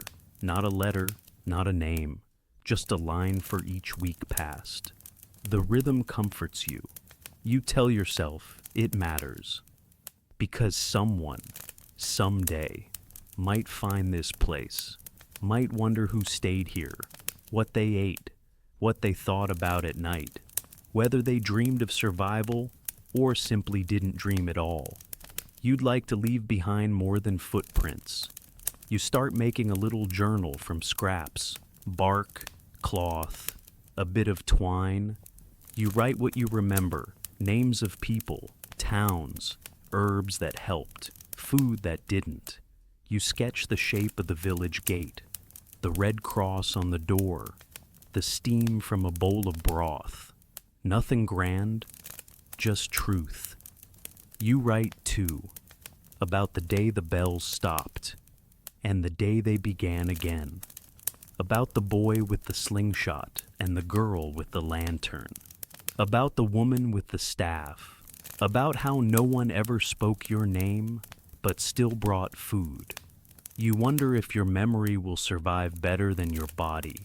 You don't fear death, not anymore. You fear being forgotten, Later that evening, as the sun dips low, you hear something unusual, a song, faint, melodic, drifting through the dusk from beyond the wall. It's not a hymn, not a funeral dirge, it's a lullaby, soft, simple, a child's voice, maybe, or a mother's. The tune carries on the wind, curling into your ears like smoke. You sit with it for a long time, and suddenly, you understand something. History doesn't just live in books. It lives in moments like this, in songs sung to empty fields, in bread left on stones, in hands raised without waving. And maybe, when the world begins again, however long that takes, someone will remember that. Someone will say, they were there, they endured, they mattered. You look up at the sky, the stars blink quietly above, and for the first time in days, you whisper your own name aloud, just once, just to hear it again, just to prove it's still yours. The next morning, you wake with a strange sense of purpose, the kind that doesn't rush or clamor, but sits calmly in your chest and waits to be followed. The air is cool, and your limbs are stiff, but something has shifted inside you. You feel it like a quiet thread tugging you forward. So, you follow it. You eat the bread left in the basket, dry, but thick and heavy enough to fill you, and set out along the stream, walking farther than usual. The path curves gently through the trees, past stones overgrown with moss, until it opens to a place you've never noticed before, a small house tucked low beneath a hill. The roof is sloped with slate. The door stands ajar. You hesitate, then step closer. It doesn't feel abandoned, just paused, like someone left in a hurry and might return any moment. You push the door open and step inside. Dust hangs in the air like breath held too long. The single room is simple, a cot, a table, a hearth long gone cold, a stool, a window that looks out toward the forest. You move slowly, not to disturb anything, but then you see it, a stack of folded papers on the table, tied with a thin strip of twine.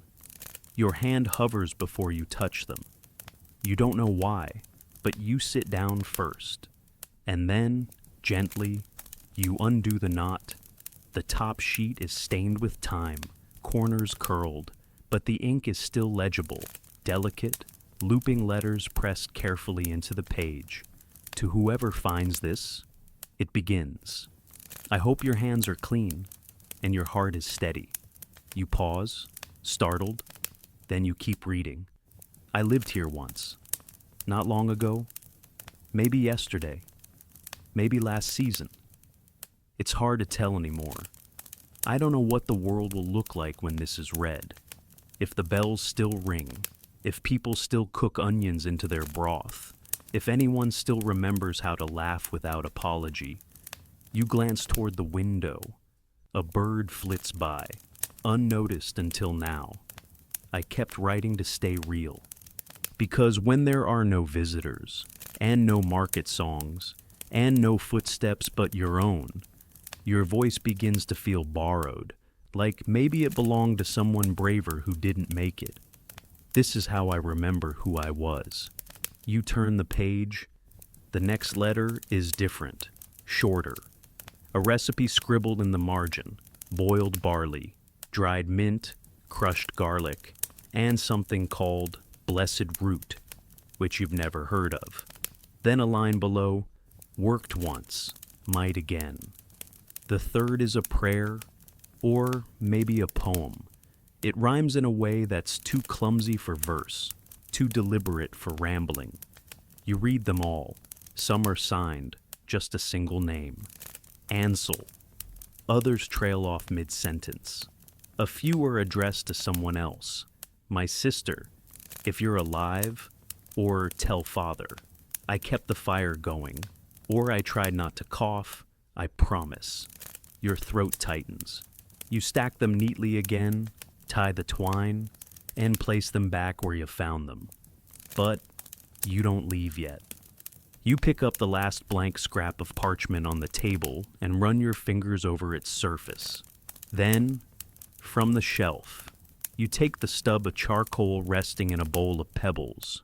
You write, "I was here, too." You pause, then continue. "I don't know your name, but I think you'd have been kind.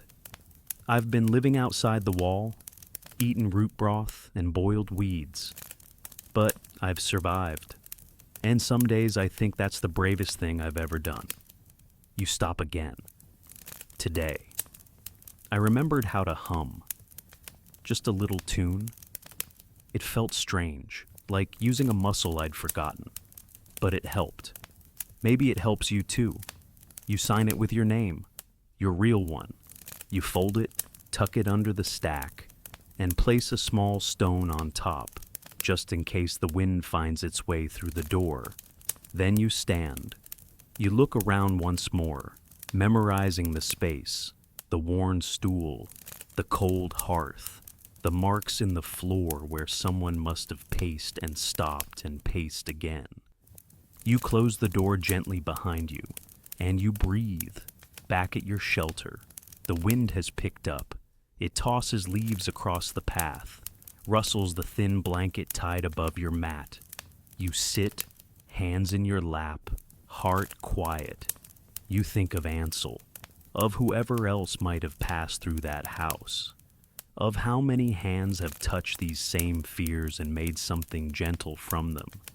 You've never been a writer, but tonight, you pick up a stick and start carving on the inside of your shelter's post. Not just the marks of passing days now, but words, one at a time. A phrase you remember, a sound you heard, a feeling you can't name. You begin a second journal, not of ink and pages, but of memory carved into wood, something no wind can carry away. That night, you dream of letters folded into bird wings, flying from rooftop to rooftop, whispering stories into sleeping ears. They don't save anyone, but they make the silence feel less empty. You wake before dawn, and for the first time in days, you sing a line of a song. It catches in your throat, but it's real. It's yours. And maybe, somewhere, someone else will remember it too. You don't notice it at first, not right away. It begins with silence, not the heavy kind that smothers, but the light, empty kind, the kind that arrives when something noisy slips quietly out of the world. It takes you a full day to realize what's missing. No rats.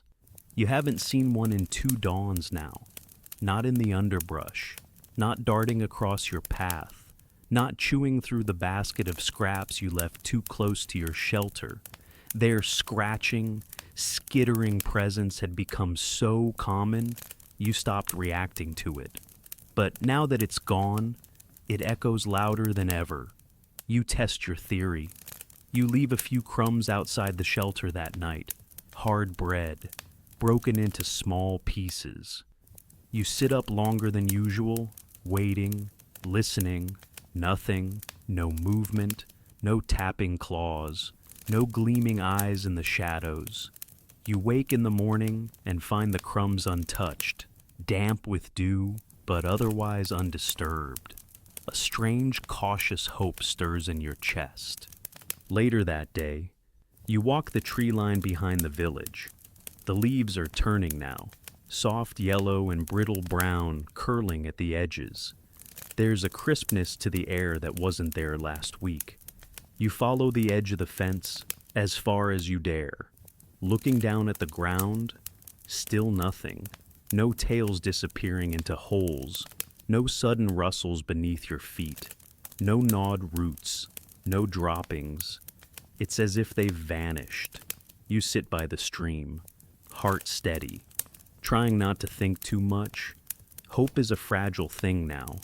It startles easily, You don't want to spook it, but later that evening, the woman with the staff appears again at the far edge of the path. She doesn't come close, she never does, but she lifts her hand in greeting. This time, she speaks.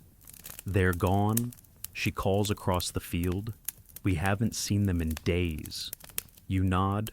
I know, you say, your voice hoarse with disuse. She smiles, faintly. It's the first time you've seen her do that. They always come first, she says, and they're the last to leave. You know what she means. The rats were more than rats. They were the bellwether, the dark tide, the heralds of illness, weaving between boots and barrels, carrying more than crumbs. Their presence was a sign, and so, maybe, just maybe, their absence is too. She doesn't say anything else, just turns and walks back toward the gate, her staff tapping gently against the stones. That night, you sit by your fire and let the silence fill you. Not an anxious silence, a peaceful one. You stare into the flames and think of all the places you saw rats during those first weeks. Climbing ropes in the harbor, slipping beneath tavern doors, curling inside abandoned baskets. You remember the unease they carried with them, the sense that you were never truly alone, even when you wanted to be. You wonder where they've gone. Maybe they've fled to empty towns now, following the scent of rot. Maybe they've gone back to ships, to barns, to alleyways untouched by human eyes. Maybe they're still close, just quiet. But in your bones, you feel the shift. And in this world, feelings matter more than facts. You fall asleep listening to the trees. The next morning, the basket at the stone is heavier than usual. A full loaf of bread, 2 boiled eggs, even a small hunk of honeycomb wrapped in cloth. It feels like a feast. You eat slowly, gratefully, savoring every bite. Later that day, you take a walk through the field, not far. You still keep your distance from the village gate, but your feet are bolder now. The air tastes different, clearer. The grass doesn't bend under the weight of pests. When you pass the house with the red cross, you pause. The paint has faded slightly, the shutter is closed, but outside, by the door, someone has placed a potted plant. A single sprig of green pushing through the soil. Mint, maybe, or thyme. You nod toward it, a gesture of quiet recognition, a sign of life, where once there was only warning. Back at your shelter, you begin to tidy. Not because you plan to leave, not yet, but because survival no longer feels like clinging. It feels like building again. You tie your blanket tighter to the poles overhead. Repair the corner that sagged from last week's rain. You rinse your pots, rearrange your fire stones, smooth the patch of earth where you sleep. Small things, intentional things, the kind of things that say, I'm still here, and I care how that looks. That evening, a note appears in the basket, not folded, not hidden, just a scrap of parchment, written in firm, even script. You're welcome to stay through winter. We've voted. You read it 3 times. Then place it beside the fire. You don't cry, but you do exhale. A long breath you didn't realize you'd been holding for weeks.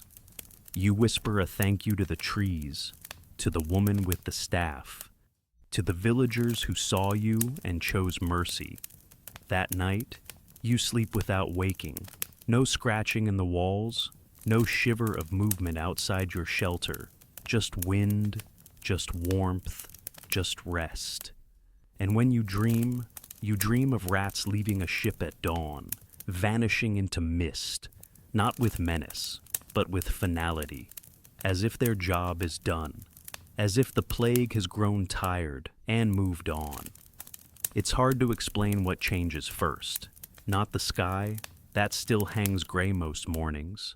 Not the wind, still chill, still sharp with the scent of distant smoke and drying leaves.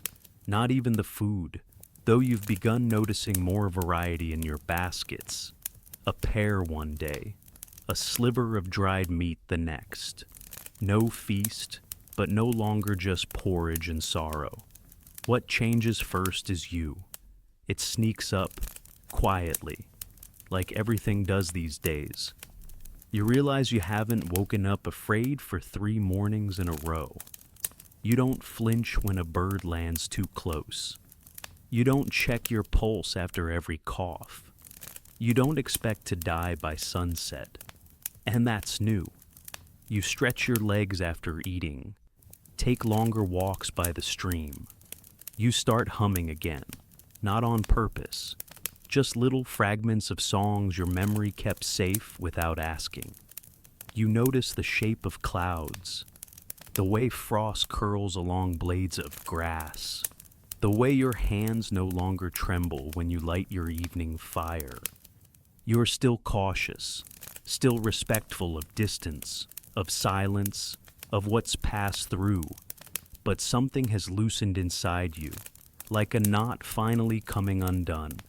You survive long enough, and survival becomes its own kind of ritual. The villagers change too. Not openly. You still don't enter the gate, still don't share words beyond brief nods and folded notes. But something softens. The baskets grow fuller. One arrives wrapped in clean linen. Another with a sprig of rosemary tucked beside the bread. Not practical, not necessary, just kind. One day, you find a scarf among the offerings. Woven wool, gently mended at the edge, dyed the color of late summer fields. There's no note, no explanation. You wear it immediately. Another afternoon. A boy comes to the edge of the field. You've seen him before. He's the one with the slingshot, always watching from the rooftops like a sparrow in human form. This time, he brings a piece of charcoal and a flat stone. He doesn't speak. He just sits down a good distance from you and starts drawing. You let him. Eventually, he holds up the stone, a sketch of a rabbit, small and round with impossibly long ears. You smile. He doesn't wait for praise, just sets it near your fire and trots off. The next morning, your shelter has a rabbit drawing pinned to the post. You keep it.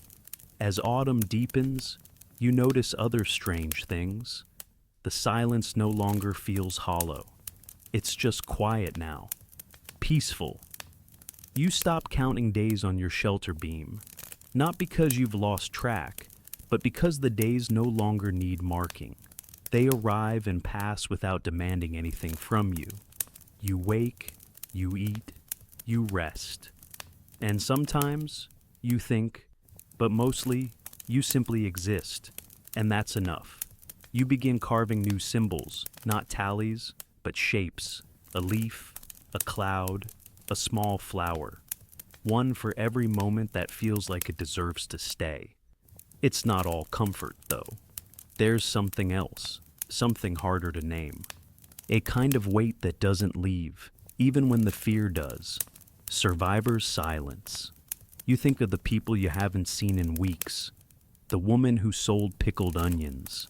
The boy who used to chase pigeons through the square. The cat with one ear who used to sleep on your roof. You wonder if they're alive. You wonder if they'd recognize you now. Sometimes, in the middle of the night, you wake up and feel the absence again. Not like before, not with terror, not with sweat, but with an ache. A memory of all the names you never got to say goodbye to. You start whispering them at dusk. Not loud, not ceremonial, just enough for the trees to carry.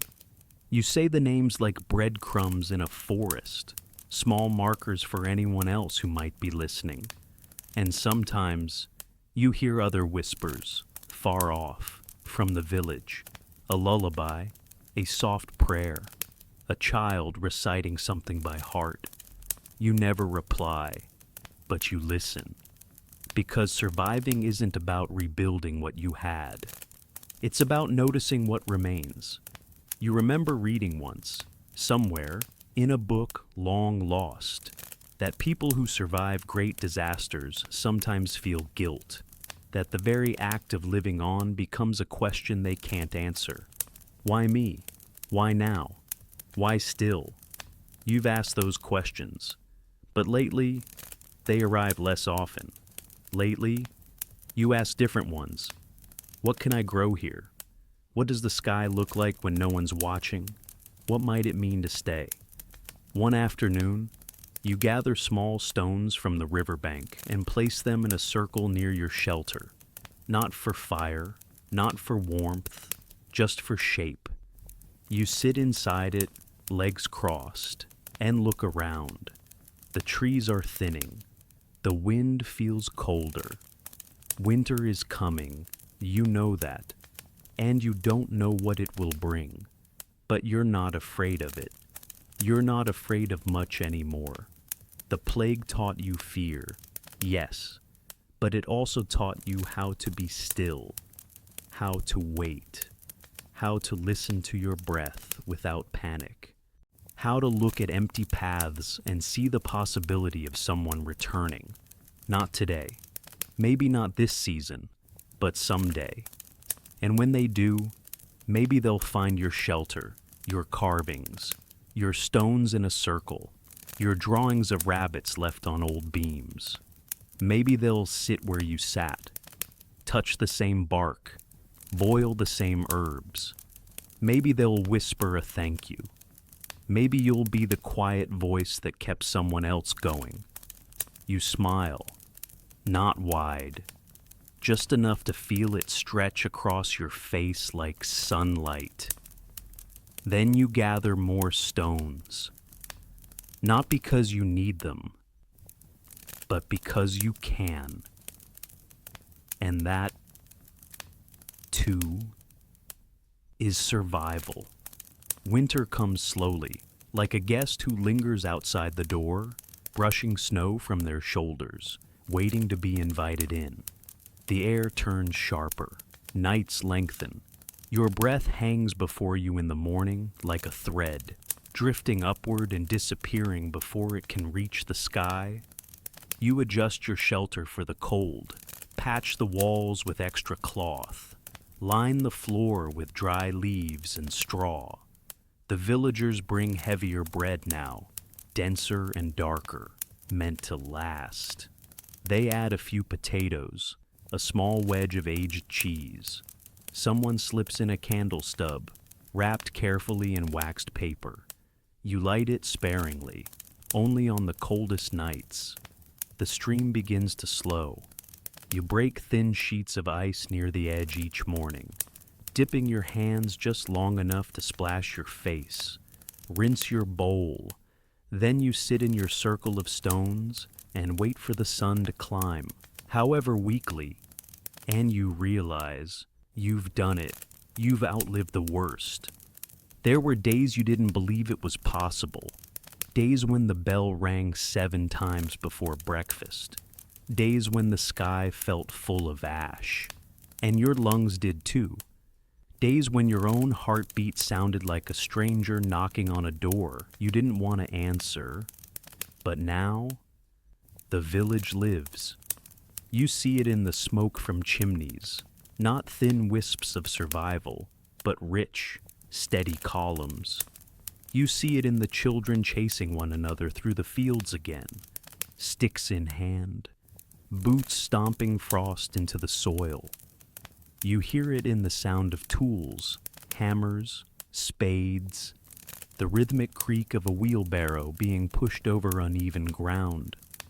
One morning, you walk the edge of the field and find a line of tiny footprints beside yours.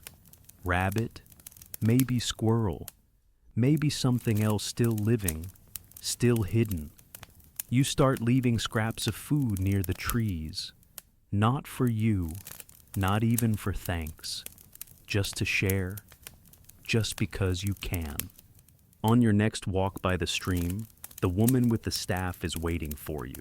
She stands tall, wrapped in layers of wool, her breath misting around her as she speaks. "The gate's open now," she says, voice calm. "We've reopened the road." You stare at her, blinking against the pale light. You hadn't realized it was closed so long. You hadn't thought about the road beyond the gate in weeks. "You could leave," she says gently. "If you wanted." You look past her, down the path that stretches east, veiled in morning mist. The road to the next town, or the next life, the one you left behind, but your feet don't move. "I might stay," you say softly. She nods once, then hands you something wrapped in cloth. You open it slowly. Inside is a fresh roll of parchment, a small pot of ink, and a sharpened quill. "For your writing," she says, and then she leaves, just like that. No long goodbye, no promises, just a gift and space. You spend that evening by your fire, holding the parchment like something sacred.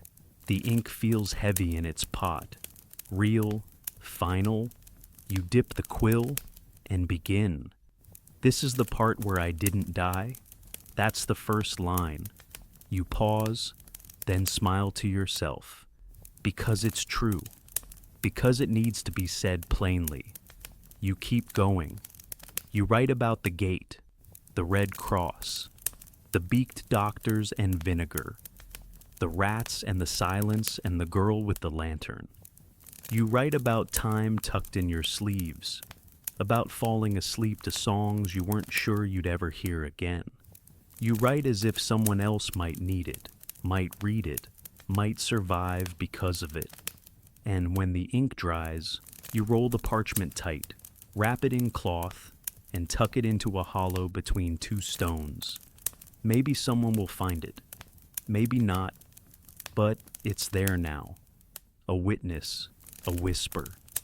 The frost thickens in the coming days. Snow falls in soft curtains. The sky is colorless, but not empty. You sleep longer, you dream more, and one night you dream of spring, not as a memory, but as something real, just ahead. You see green buds pushing through damp soil. You smell rosemary and yeast. You hear laughter, loud, reckless laughter, spilling out of open windows. You wake with your hands warm beneath your blanket and your heart strangely light. You stretch, you breathe, you live. That's what matters now. You gather firewood, you tidy the shelter, you hum a song you still don't fully remember. You wrap the scarf tighter and smile at the rabbit drawing still pinned to the post. And as the first birds return, just one or two, cautious and quick, you whisper to them, "Tell the world I'm still here, because you are, not broken, not forgotten, changed, yes, but not erased." And as snow settles gently over the stones, the trees, the roof of your little shelter, you close your eyes, not in fear, but in peace. You made it. You endured. And still, you lived. So here you are, breathing slower now, body relaxed, limbs nestled into whatever softness holds you tonight. Maybe a blanket, maybe the quiet, maybe something as simple as the comfort of being still. You've just walked a long, strange journey through time, through shadows and silence, through red-marked doors and forgotten villages, through meals of barley and broth and days measured by footsteps and birdsong. You saw what it meant to survive when the world unraveled. You watched people care, even when they were afraid. You saw hope tucked into baskets, kindness folded into scarves, and love spoken through silence. You felt the ache of loss, the weight of loneliness, the strange calm of not knowing what tomorrow brings, and choosing to keep going anyway. You were a witness to the small, quiet bravery that doesn't shout or shine, but simply endures. And now, as your thoughts drift farther from the village, away from the frost and firelight, you carry something with you, the gentle truth that surviving is not just about fear or luck. It's about listening, about noticing the world when it softens, about being present when the noise fades. So, take one more breath. Let the story melt into the hush around you. Let your body settle, warm and still. There's nothing else you need to do now. You've already made it. The gate is open, the fire is low, and the stars are watching over you. End of script. Sweet dreams.